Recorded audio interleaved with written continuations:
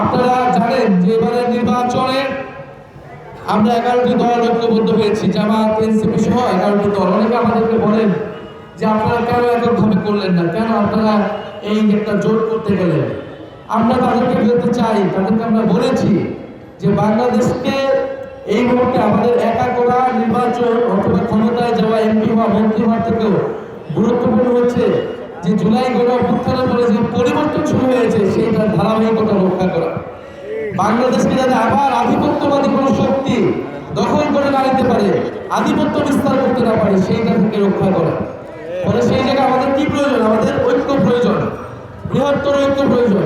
এখন এই ঐক্যটা আমরা এমন কারোর সাথে করতে পারি না যারা সংস্কারের বিরোধী, যারা সুশাসনের বিরোধী, যারা জনগণের উপরে নতুন করে জুলুম করতেছে।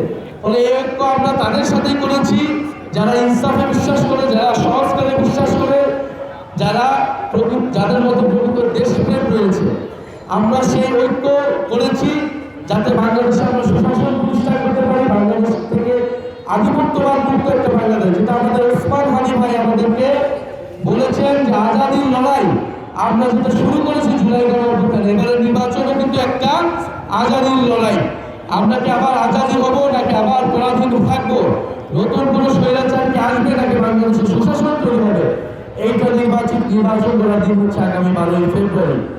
ফলে আপনাদের কাছে আহ্বান থাকবে, আপনারা আগামী 12ই ফেব্রুয়ারি একটি মাত্র দিন আপনারা 12ই ফেব্রুয়ারি ভোট কেন্দ্রে আসবেন। ভয় ভীতির কোনো কারণ নেই। অনেকে অনেক ভয় ভীতি দেখানোর চেষ্টা করবে, কিন্তু আপনারা বিশ্বাস রাখেন বাংলাদেশের তরুণ সমাজ, বাংলাদেশের ছাত্ররা, আমাদের মায়েরা বোনেরা লাঠি হাতে 5ই আগস্ট রাজপথে নেমে এসেছিল। ফলে 12ই ফেব্রুয়ারি মানুষের অধিকারের জন্য যদি এই অধিকারের বাধা হয়ে কেউ দাঁড়ায়, তাদের বিরুদ্ধে বাংলাদেশের জনগণ সেদিন আরেকটা বিপ্লব সাধন করবে ইনশাআল্লাহ।